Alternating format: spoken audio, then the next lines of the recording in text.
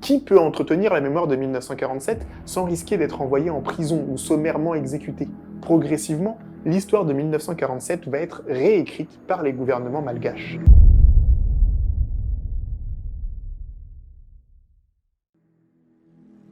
À Madagascar, 47 est intégré quand même dans les programmes scolaires, mais c'est vraiment écrit comme étant un récit, un roman national. À l'indépendance, le PADESM n'a aucun intérêt à parler de 1947. Il faut attendre la Seconde République et l'arrivée au pouvoir du socialiste Didier Ratsirac en 1976 pour que l'insurrection entre dans le roman national.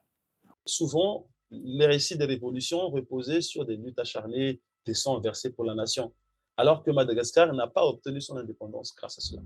Donc, eux, ils ont voulu construire cette roman national et voir dans quelle partie de l'histoire de Madagascar il y avait ce sorte de révolte contre l'oppresseur. Alors, ils sont revenus vers le mouvement de 1947 en le faisant en tant que mouvement national. Et donc, cette construction-là était restée dans la mémoire collective malgache. Et donc, les Malgaches l'ont perçu comme étant un mouvement qui nous a menés jusqu'à l'indépendance, alors que dans les faits, ce n'était pas le cas. Autre point important, dans la réalité, l'insurrection s'est déroulée dans les campagnes de l'Est de Madagascar. Ce n'était pas dans tout Madagascar. Alors que dans le récit national, on parle du mouvement des Malgaches, comme si les Malgaches se sont levés comme un seul homme contre l'oppresseur. Et ça, donc, c'était toute une construction faite par le régime de la Deuxième République. Mais le sujet reste encore très sensible sur place. Et même, il y aura beaucoup de gens qui ne sont pas contents de cela. Parce que ça arrange une bonne partie, soit des descendants d'Impériens, parce que associé à une figure héroïque, quand même, c'est quelque chose. Et ça réveille même des ressentis. Hein.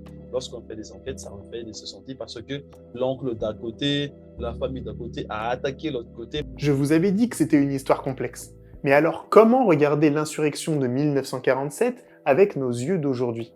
Quelles leçons peut-on en tirer? Nous, historiens, nous faisons la recherche. Et cette recherche-là, donc, va contribuer aux Malgaches, et aux autres aussi, hein, une connaissance qui nous apprend des leçons. Comme quoi, de un, l'absence d'organisation très, très structurée de 47 a entraîné ces différents types de déboires, mais de deux aussi, le manque de solidarité aussi entre les Malgaches. Ça nous donne des leçons sur la question de l'unité nationale. Parce qu'aujourd'hui, une bonne partie donc, des politiciens et des Malgaches pensent qu'on a déjà une nation. Alors que non, la nation est en construction. Et la construction de cette nation, c'est vraiment avec l'acceptation de l'histoire telle qu'elle était et de le voir en face et de ne plus refaire donc les mêmes erreurs. C'est pour ça que j'ai pas peur, par exemple, de parler de l'implication de ma famille, qu'elle ait été positive ou négative dans tout ça, mais d'accepter que c'est un événement qui est très violent et qui s'inscrit aussi dans notre héritage à nous et nos transmissions vis-à-vis de nos ancêtres. Aussi, que l'aspect spirituel, il est hyper important. En fait, on a peut-être encore des ancêtres qui communiquent avec nous pour nous dire qu'il y a eu des violences qui sont faites. Et donc, ça serait pas cohérent de rejeter toutes les zones d'ombre de l'histoire.